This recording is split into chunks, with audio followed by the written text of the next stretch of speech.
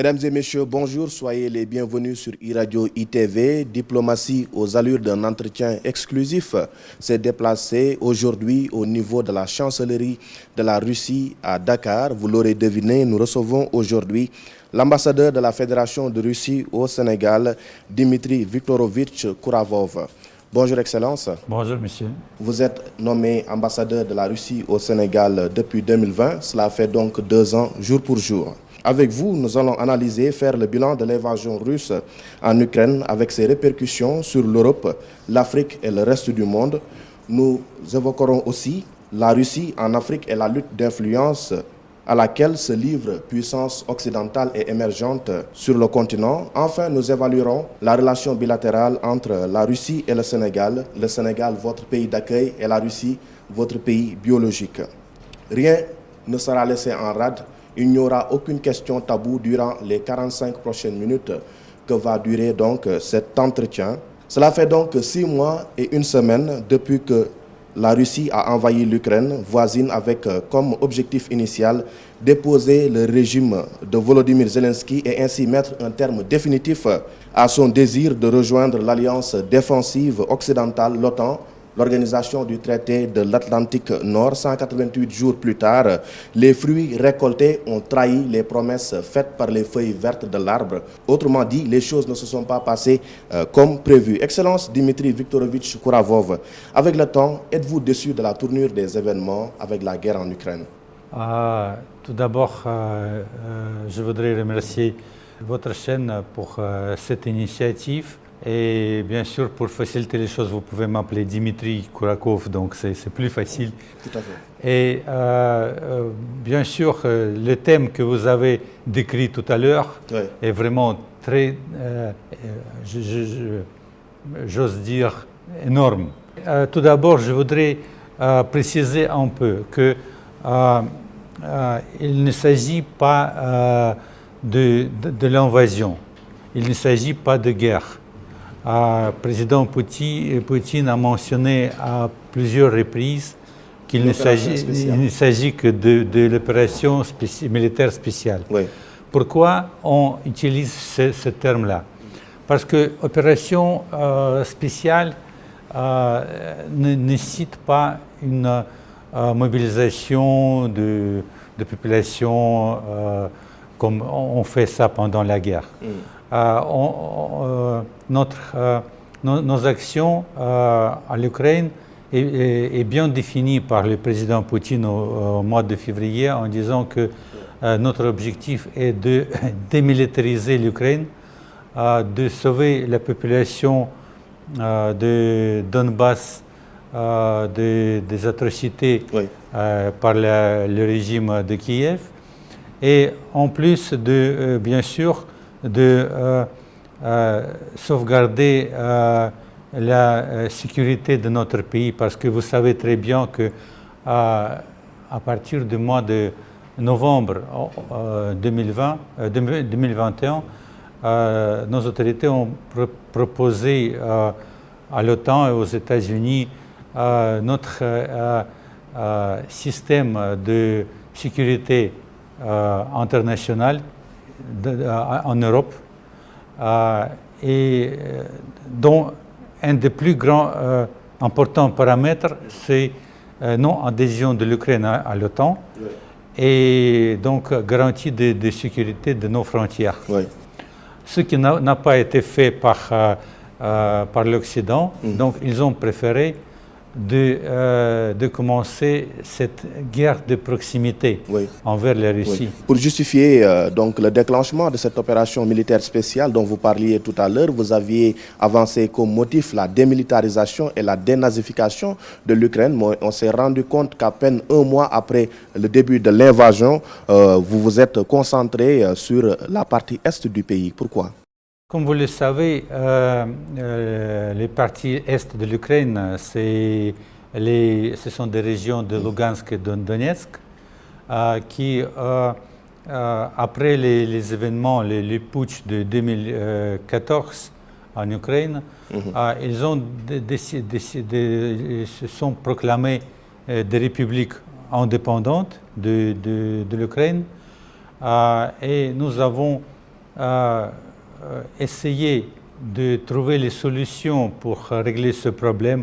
Comme vous le savez, les accords de Minsk, Oui. approuvés par les résolutions des Nations Unies, ont été, à notre avis, une possibilité de résoudre ce problème entre les autorités installées à Kiev et ces régions autoproclamées Oui. indépendantes, mais ça n'a pas marché. Ça n'a pas marché non seulement parce que Kiev a fait tout son possible pour négliger ces accords, anéantir tout ce qui a été fait, mais aussi par la négligence Oui. de la part des pays de l'Ouest, de l'Europe, pour forcer Kiev à accepter ces accords internationalement reconnus. Mais est-ce que si ça n'a pas bien marché, ou bien si ça n'a pas marché du tout, est-ce que ce n'est pas parce que l'Ukraine a fait montre d'une résistance à laquelle vous ne vous attendiez pas? On parle maintenant de notre conflit Oui. actuel. Donc, en revenant à ce qui se passe actuellement, pour nous, peut-être au début, on a pensé que cette opération pourrait être réalisée très très vite. Mais bien sûr, maintenant, on est en phase 2 de cette opération parce que nous comprenons que ça va prendre quand même beaucoup plus de temps que prévu. Oui. Mais nous essayons à tout prix d'éviter les pertes de la population civile. Oui. C'est pourquoi... Oui.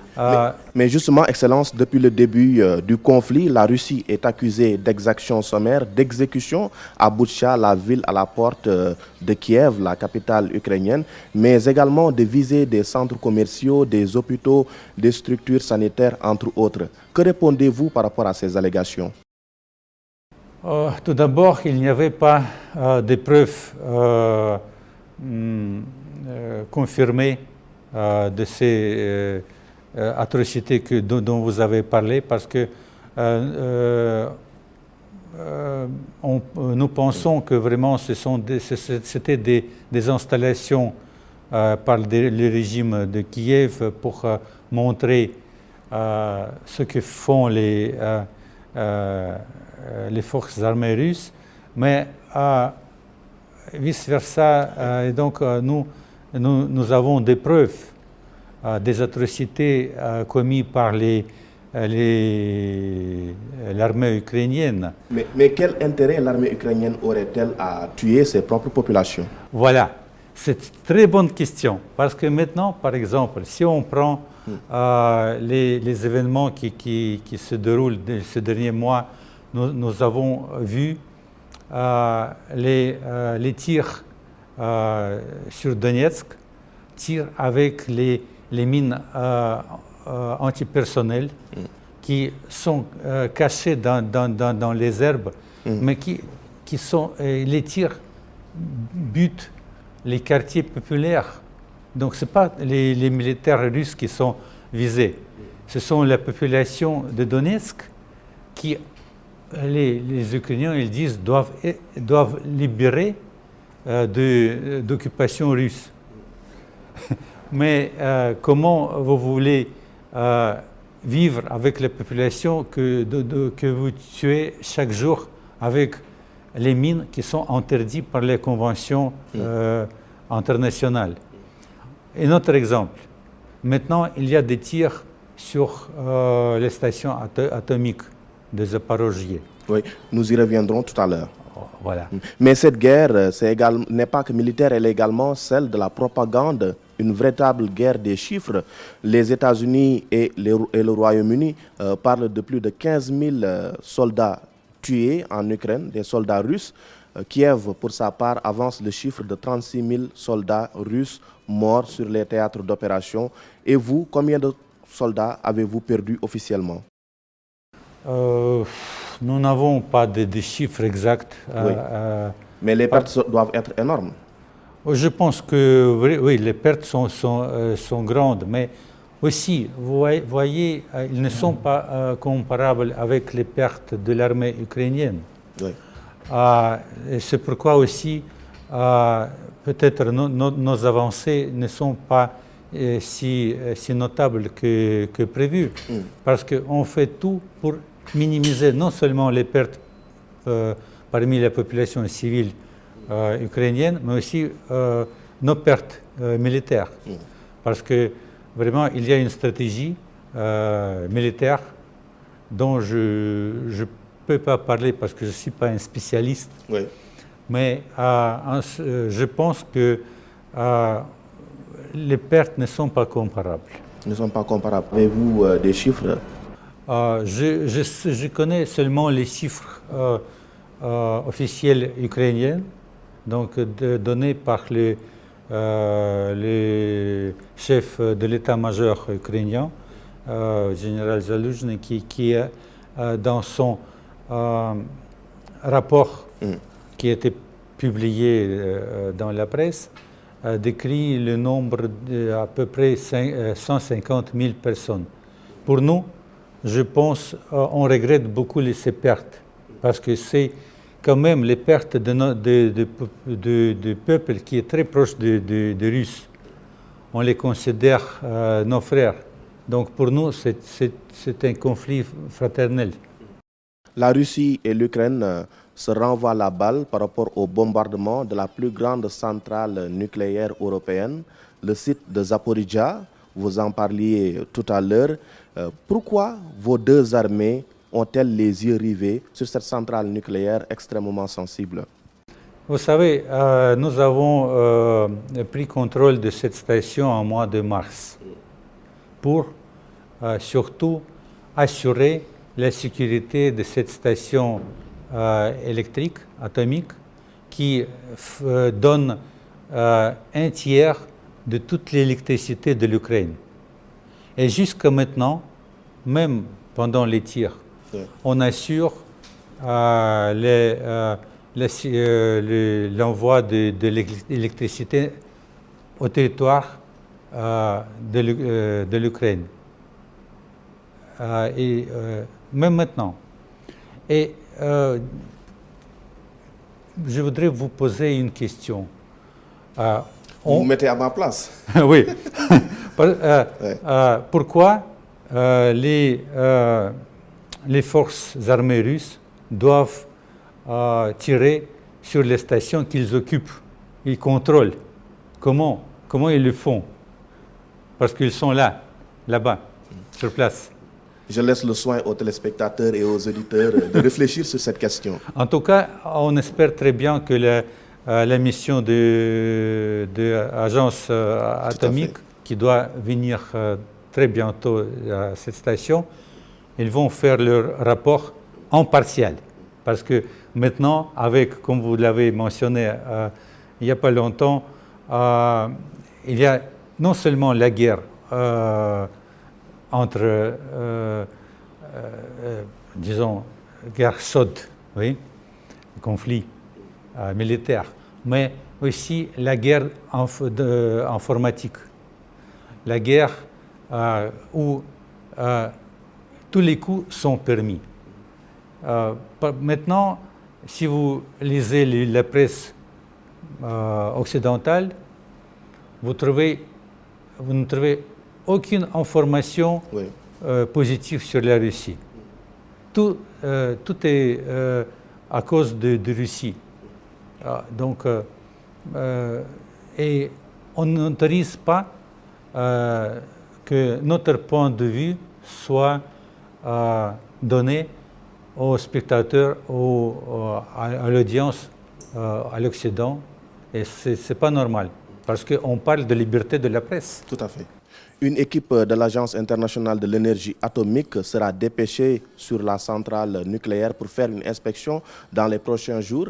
Le G7 qui a exprimé sa vive préoccupation vous demande, vous, la Russie, de faciliter à cette équipe-là l'accès, une équipe qui sera conduite par le directeur général de l'AIEA, Raphaël Grossi. Allez-vous le faire?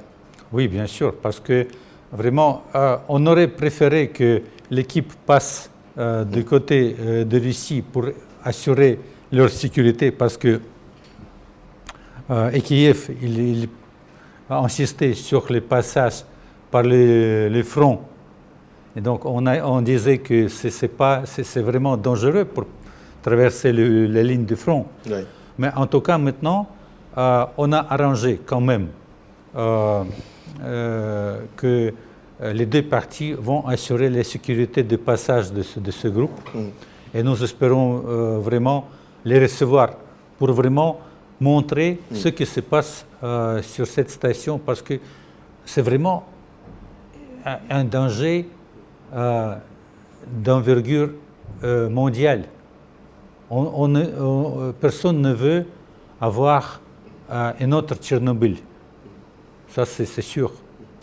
Les Occidentaux vous accusent d'avoir opposé votre veto à l'adoption vendredi dernier d'une déclaration commune sur le traité sur la non-prolifération des armes nucléaires, sous le prétexte que vous aurez refusé que les États parties visionnent les images des centrales nucléaires qu'occupent vos soldats. Pourquoi avez-vous opposé votre veto à l'adoption de cette résolution? Vous savez, maintenant, le problème est que soi-disant l'Occident collectif, il utilise ces leviers dans les pressions soi-disant internationales. Mais internationales, cela veut dire 50 pays qui font le bloc OTAN et quelques satellites de plus. Mais ils utilisent cette force pour pousser les résolutions qui ne reflètent pas la situation actuelle, qui ne reflètent pas les balances. Oui. Et c'est pourquoi on fait tout notre possible pour que le monde reste multipolaire, qu'il ne sera pas, disons, un seul pays, une seule puissance qui nous force tous à être de leur côté. Donc il faut que le monde soit multipolaire. Les ministres des Affaires étrangères des 27 pays membres de l'Union européenne vont se réunir à Prague, en République tchèque, pour statuer sur la demande formulée par la Finlande consistant à suspendre la délivrance du visa Schengen à des ressortissants russes. Aujourd'hui, quelle est la position de la Russie? L'Allemagne, pour le moment, s'y oppose, mais si jamais cette mesure passe, la Russie va-t-elle appliquer la réciprocité? Tout d'abord, ce n'est pas seulement Finlande, c'est aussi, il y a des tigres baltes, oui. Donc 3 républiques baltes qui sont les ennemis les plus féroces de Russie. Oui. Mais c'est la Finlande qui en est l'initiatrice. Mais bien sûr. Oui. Bien sûr, on va faire de la réciprocité, mais je ne pense pas, à mon avis, que l'Europe soit si aveugle de faire ces efforts. Mais on ne sait jamais, parce que maintenant, rien n'est exclu, parce qu'on essaie parfois de tirer sur leurs jambes comme avec ces sanctions, parce que les touristes russes apportent des milliards de dollars aux pays comme la République tchèque, Finlande, la France, l'Allemagne, l'Espagne, la Grèce, l'Italie. Je pense que pour nous, ce sera la réciprocité, mais aussi qui va perdre. Ce sont des Européens qui vont perdre parce que ce sont des hommes d'affaires qui ne vont pas avoir la possibilité de venir pour signer les contrats qui continuent par ailleurs avec la Russie. Des manœuvres baptisées Vostok 2022 sont en préparation dans l'extrême orient russe avec des militaires des pays frontaliers ou alliés comme la Biélorussie, la Syrie, l'Inde ou encore la Chine. Qu'est-ce qui se prépare? Vous savez, nos frontières que vous avez mentionnées, Biélorussie, Syrie, pas de frontières avec... Bon, c'est un pays allié quand même. Oui. La Chine, voilà, ce sont des milliers de kilomètres. Donc, mais ça se passe dans l'extrême-orient on assure de la Russie. Notre sécurité, on est nos alliés, et la Russie était toujours à côté de nos alliés et de nos amis. Donc, rien ne change. Depuis le début du conflit, la Russie est isolée du reste du monde. Des sanctions économiques, diplomatiques, politiques et même sportives se sont abattues sur elle. Aujourd'hui également, beaucoup de multinationales ont quitté la Russie, des multinationales américaines, françaises, allemandes et j'en passe. L'économie russe également subit donc les contre-coups de l'invasion en Ukraine avec le gel donc, de l'exportation du pétrole et du gaz et maintenant du charbon par les pays européens qui en dépendent essentiellement. L'hiver, c'est bientôt. Est-ce que vous allez lâcher du lest? Tout d'abord, je voudrais préciser que les sanctions qui ont été imposées, ce n'est que quelques dizaines de pays. Donc le reste du monde. Mais des sanctions qui ont quand même tout leur sens, il faut le dire. Il y a une vague de départ quand même de multinationales en Russie. Je voudrais préciser que ces sanctions, bien sûr, ça touche notre économie. Mais on n'est pas isolé. Parce que c'est seulement l'Europe, les États-Unis, quelques satellites, et c'est tout. 80% de population mondiale, soit pour la Russie, soit neutre. Voilà, on n'est pas isolé. Et c'est pourquoi ces sanctions, bien sûr, ils ont un effet négatif à notre économie. Mais la Russie est apte à surmonter ces difficultés, comme elle l'a fait preuve pendant toute son histoire. Et maintenant, on fait tout pour être autosuffisant là où nous pouvons le faire, comme nous avons fait ça avec notre agriculture, quand nous avons imposé nos sanctions sectorielles à l'Europe en 2015. Et maintenant, on est autosuffisant en agriculture à 70%, sauf peut-être les fruits que nous importons des pays amis en Afrique, en Amérique latine, en Asie, parce que notre climat n'est pas très propice pour les fruits. La même chose se passe maintenant avec les industries. On commence à surmonter les difficultés. Vous vous souvenez, le président Biden a dit que après les sanctions économiques, l'économie russe va être déchirée, le rouble est tombé, a chuté jusqu'à de 60 roubles pour dollar jusqu'à 120 roubles, même 150. Oui. Après quelques mesures qui ont été prises par notre banque centrale, maintenant, le taux d'échange de roubles, c'est combien? 59. Oui.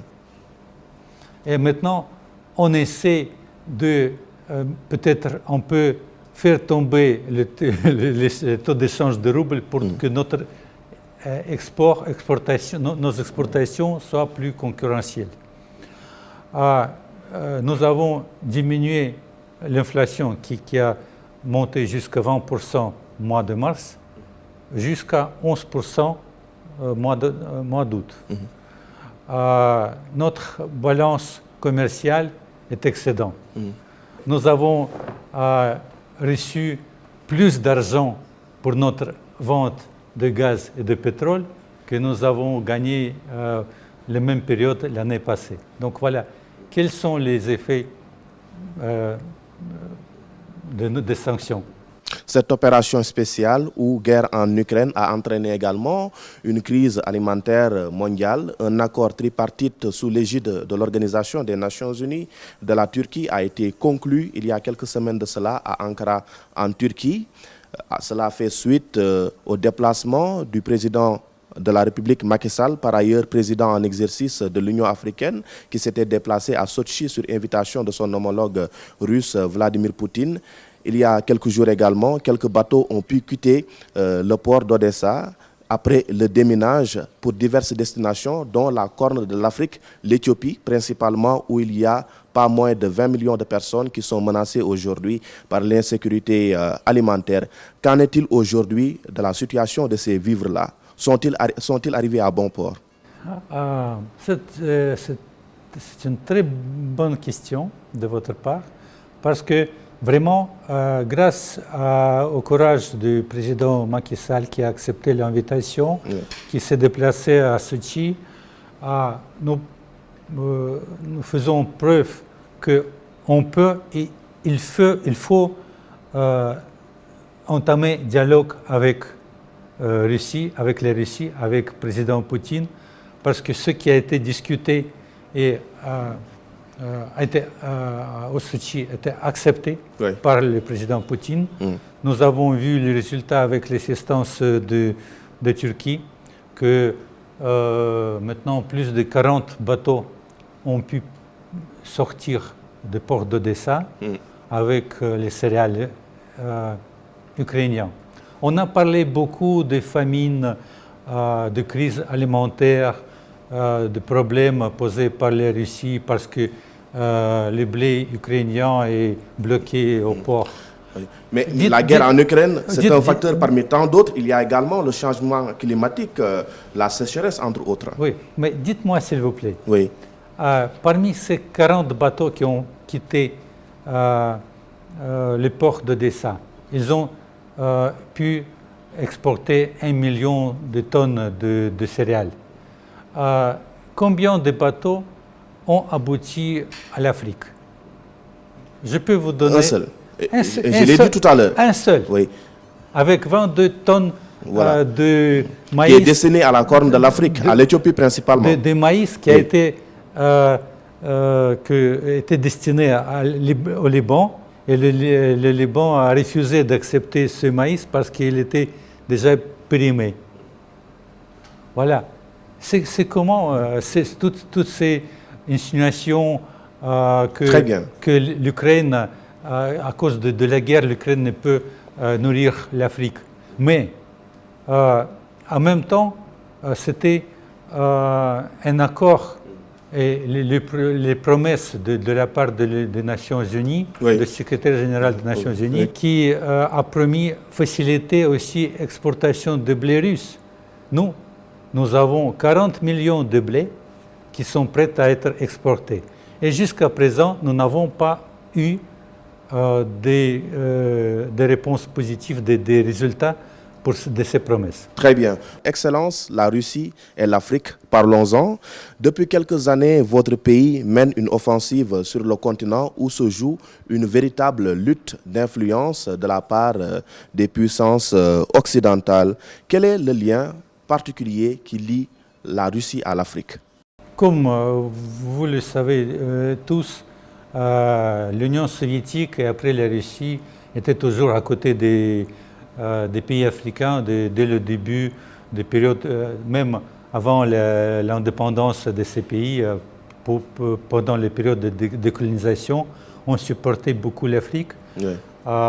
Donc, nous avons apporté un grand soutien au continent africain.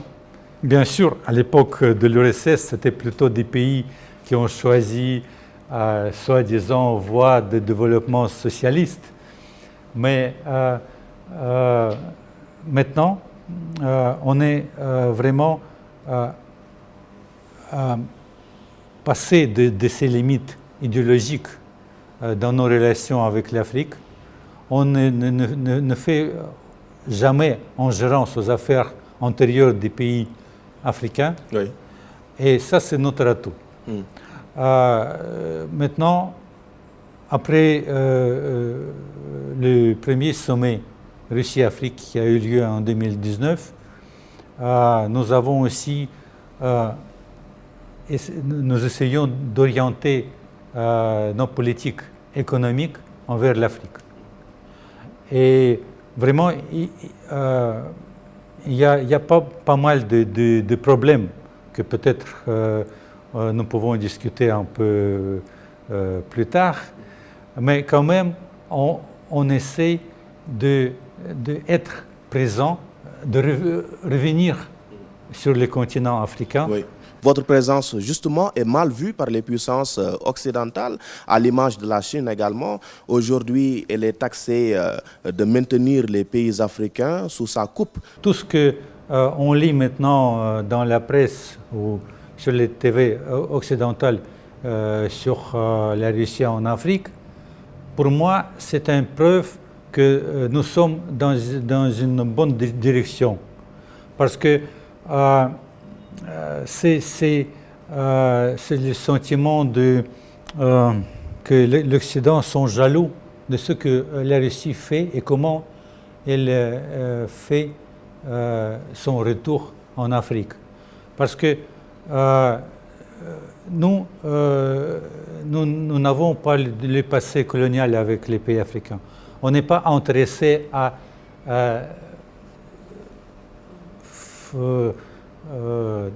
avoir des préférences, quelques préférences dans notre activité, dans notre coopération avec l'Afrique. Donc, on part de termes gagnant-gagnant dans nos relations. C'est tout. Et ce n'est pas seulement l'économie, c'est aussi la culture, bien sûr, c'est l'éducation, c'est beaucoup d'autres volets que nous sommes intéressés à développer ici en Afrique. Dans ce décor reluisant, il y a aussi le revers de la médaille. La Russie est accusée par la France de soutenir le Mali à travers le groupe privé militaire russe Wagner. Que répondez-vous par rapport à ces accusations? Vous savez, je pense que c'est la décision des autorités maliennes et pas la décision de Russie. Oui. Oui. Donc si les autorités maliennes... Mais jusque-là, vous avez botté en touche toute présence russe au Mali. Qu'en est-il aujourd'hui? Est-ce que la Russie est présente militairement au Mali? Ce sont c'est le groupement paramilitaire, oui. Wagner, qui a déjà fait preuve de son efficacité en Centrafrique. En Centrafrique, mais également en Libye, il est accusé d'exactions et de certaines violations par les Nations Unies et par certaines organisations de défense des droits humains. Je ne dis pas les Nations Unies, oui. Je dis certains pays. Oui. Et comme vous le savez, dans le cas de l'Ukraine, dans beaucoup d'autres cas, si quelque chose ne plaît pas à l'Occident, il commence à manipuler les faits et très souvent inventer les choses. Parce que je pense que vous pouvez suivre ça dans tous les journaux, dans tous les médias occidentaux. Si quelque chose se passe quelque part qui ne plaît pas à l'Occident, c'est l'empire du mal, ce sont des autocrates, des barbares, je ne sais pas qui, mais sauf l'Occident. Mais les Américains, qu'est-ce qu'ils utilisent leur groupement paramilitaire? Ils utilisaient ça à l'Irak. Est-ce qu'il n'y avait pas des cas de problèmes avec les populations locales, avec les non, c'est ce sont des paramilitaires. Ils ne sont pas contrôlés par l'État. La même chose avec la France. La France utilise les groupes paramilitaires. Oui. Vous vous souvenez le coup d'État à Comores, il y a très très longtemps, qui a été organisé par les groupes paramilitaires français. Mais sauf que récemment, on a vu les forces armées maliennes, les FAMA, donc, se bomber le torse en disant qu'elles étaient en train de monter en puissance. Cela fait suite à la réception de chars de combat, de matériel de guerre, d'hélicoptères, des avions de chasse et des munitions extrêmement importantes de la part de la Russie. Donc, est-ce que vous pouvez aujourd'hui nier votre présence au Mali? Non, personne ne nie pas. C'est bien évident que la Russie aide le pays qui demande cette aide. Et donc, ce n'est pas seulement les hélicoptères et les armements, etc. On a aidé avec le blé, avec beaucoup d'autres produits qui étaient des nécessités primordiales pour les pays qui étaient sous sanction de COVAS. Que fait la Russie par rapport à la lutte contre le terrorisme dans le Sahel? Très rapidement, avant que l'on en vienne à la relation entre la Russie et le Sénégal. On a déjà discuté ça avec le Mali, parce que le Mali, c'est un exemple de notre assistance à un pays en détresse, avec beaucoup de problèmes de groupements terroristes qui ont envahi le pays après l'éclatement en Libye, qui a été orchestré par la France et d'autres pays de l'OTAN. Et donc, notre ministre des Affaires étrangères, au mois de décembre 2001, il a dit que la Russie est prête à assister les pays africains pour combattre toute forme de terrorisme et de crimes organisés, si cette demande soit prononcée par ces pays-là. Venons-en maintenant à la relation bilatérale entre nos deux pays. Comment se porte-t-elle? À mon avis, nos relations bilatérales sont à très bon niveau. Oui. Politiquement, nos positions sont proches sur certains sujets d'agenda international. Et s'ils ne sont pas proches, donc la position neutre du Sénégal est bien appréciée par la Russie. Et nous allons commencer le développement de nos contacts culturels. Il y a aussi, disons, comme un exemple, mois de mai, nous avons organisé ici à Dakar une session d'entraînement des peintres africains de plusieurs pays africains. Même moi, c'était aussi les masterclass pour les cinéastes africains aussi organisés ici à Dakar. Il y avait une exposition des peintres tatars pendant le biennale de Dakar. Tout à fait. Il y a une école de ballet classique organisée par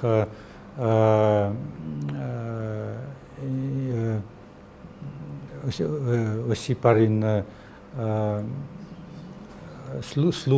Madame Slou. Oui.